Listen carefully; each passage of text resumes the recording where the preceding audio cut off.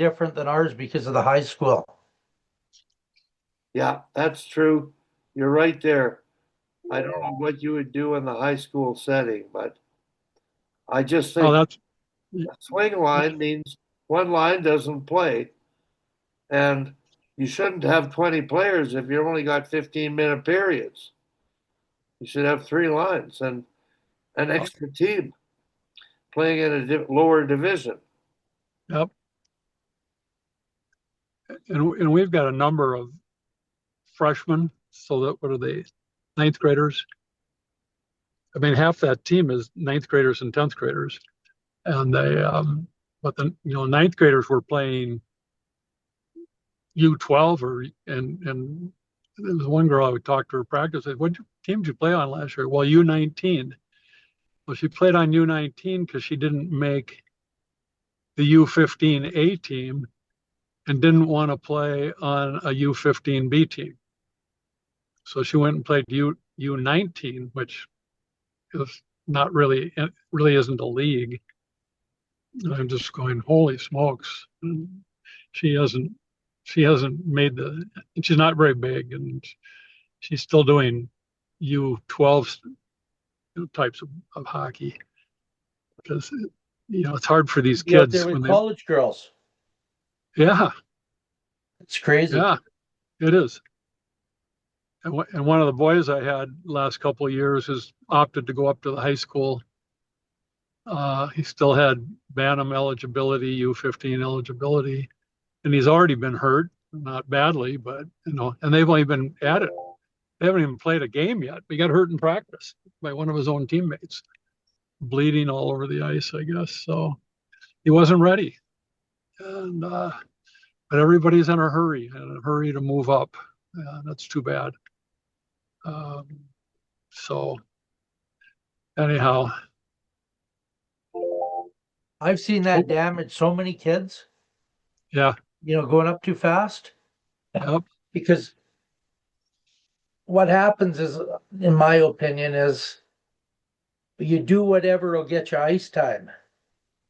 yeah, And like one instance as a kid, he scored like about 120 goals in Pee Wee.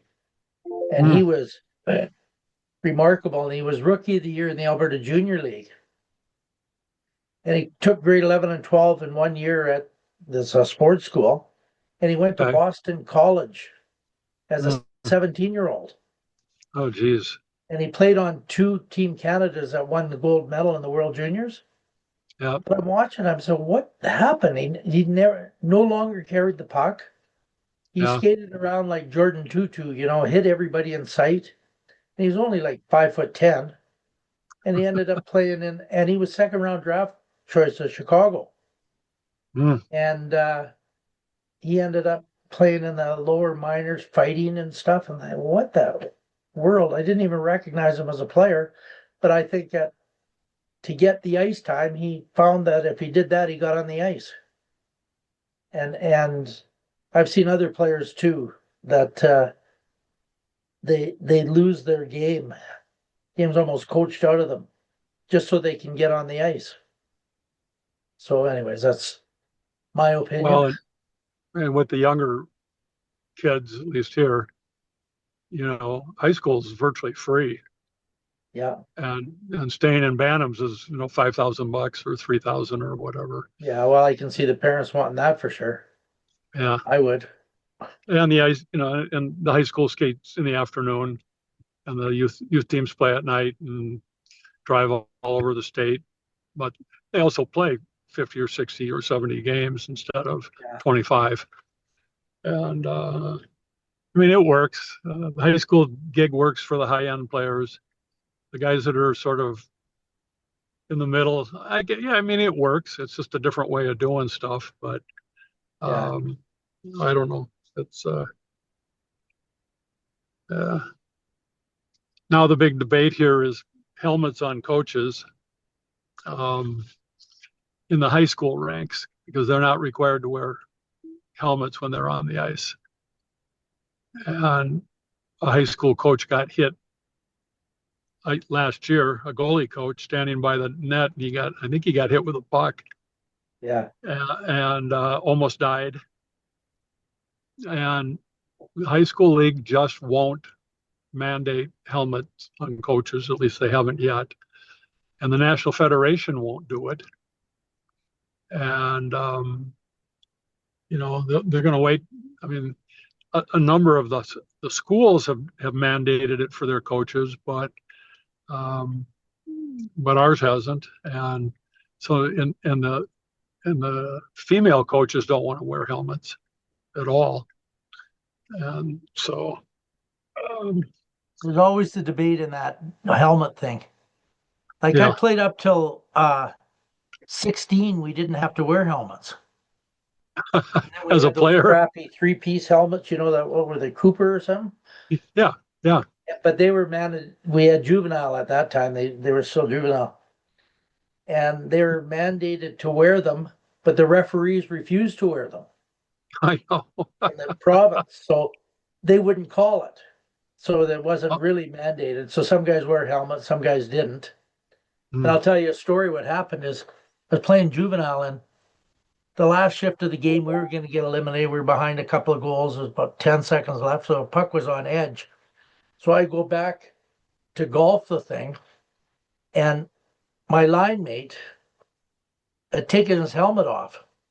I got him oh, with the toe of my stick. I got him right in the head. He had to get 5 stitches because mm, I golfed him in the head on my backswing. But yeah, and then the next year they told the refs they'd be suspended if they didn't wear them. Then from then on, they weren't mandated. But and of course in college I had to junior in college, and then when I played in Sioux City, I didn't wear a helmet.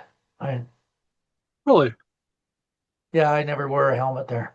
I didn't like a helmet. I always had the theory that it suppressed my creativity. When did you play in Sioux City? I played in the U.S. Hockey League, used to be a semi-pro league. Yeah. I played there after I graduated Bemidji 72, so 72, 73, I played there. Oh, And wow. yeah, and then I was going back the next year and I'd met my wife and I decided to stay in Calgary. Yeah, that was a good plan. Yeah, I didn't need another 7 months of partying, so So that's basically, when I was coaching the junior stars in the USHL in '81, I think. yeah, Honestly, so it was 100% amateurs then. It wasn't semi-pro at that yeah, point. But nobody's wearing face masks, and yeah, every game, we had kids get cut, yeah. and whether from the fighting or the sticks or whatever. And we go on the road, and I didn't have a trainer, and I'm busy using steri strips to patch these kids up. And if they were bad enough, we'd have to take the team bus and go to a hospital and sit there for 2 hours waiting for the kid to get stitched up. And I finally just said, put on the face mask, boys. And it really happened when one of the players got in a fight and he got punched in the face, and it broke all the bones around his eye. Yeah. And he was out for quite a while. He eventually went on and played for the Gophers. But That's what I happened said, to my daughter-in-law getting hit by a bike a month ago. oh, really? The woman's helmet hit her, broke her orbital bone. But that Oh, season in Sioux City, I got elbowed right in the face. yeah. My nose was on this side of my face. It broke it in 5 places. And I had to get it all, those chopsticks in my nose and everything the next day I operated. That's a scary operation. They're taking out pliers and Oh, it's geez. not the most Yeah. pleasant operation. Well, I was on the safety committee for Minnesota hockey, and we were trying to get helmets on coaches because we did research on it. And Yeah. every 6 days, a coach went down and had a head injury. Every 6 days. Yeah. Well, And I did a camp in I think it was Mike Hartman brought me to Detroit to do a camp, and this Wilkinson, who was an ex-NHL goalie, I think, okay, his dad got killed at a practice. A kid, you know how the little kids come and yep, slide on the ice?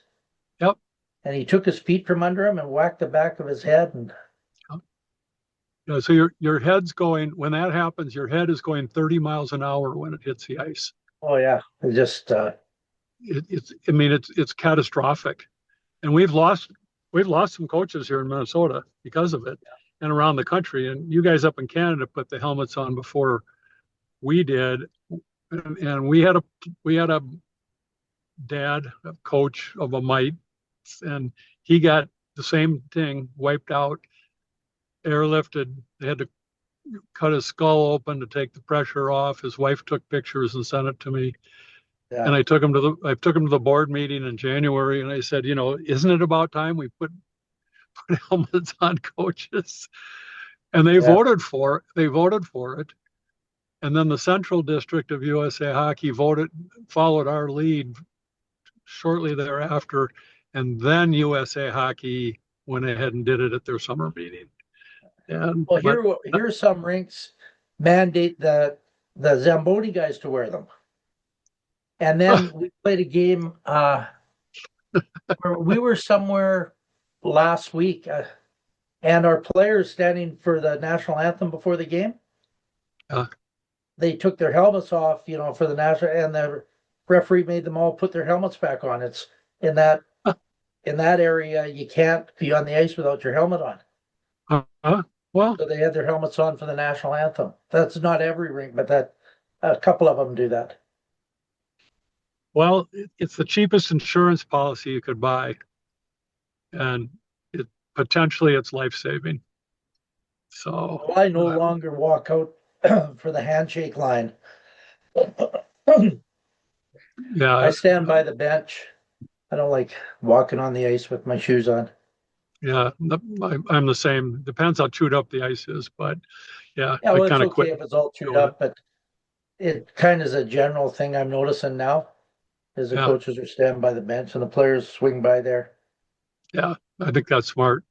My view Very of the good. handshake thing also you should leave your gloves on and tap gloves Yeah, that's all instead of we the do. handshake. Yeah, I tried a few years ago when I was coaching the boys hockey high school. I talked to some of the teams that were visiting, and I said after the national anthem, let's have both teams move to the center red line and face each other, and each player reach across and shake the hand of an opponent across, because the handshake at the end of the game is, it's not sincere. The losing team is staring off into space. And we've actually had some incidences. We had one in Bantams last year where a goalie took a swipe at my assistant coach. Yeah, that's kind of a thing that happens a lot during the handshake line. And younger kids will spit on their hands, and Yeah. because they think it's cool. When I was in high school in Colorado, we played in the Broadmoor World Arena, the old Broadmoor World Arena, and the habit there was after the game, everybody went to their locker room, and then the winning team players went to the losing team's locker room and walked around and shook hands with everybody.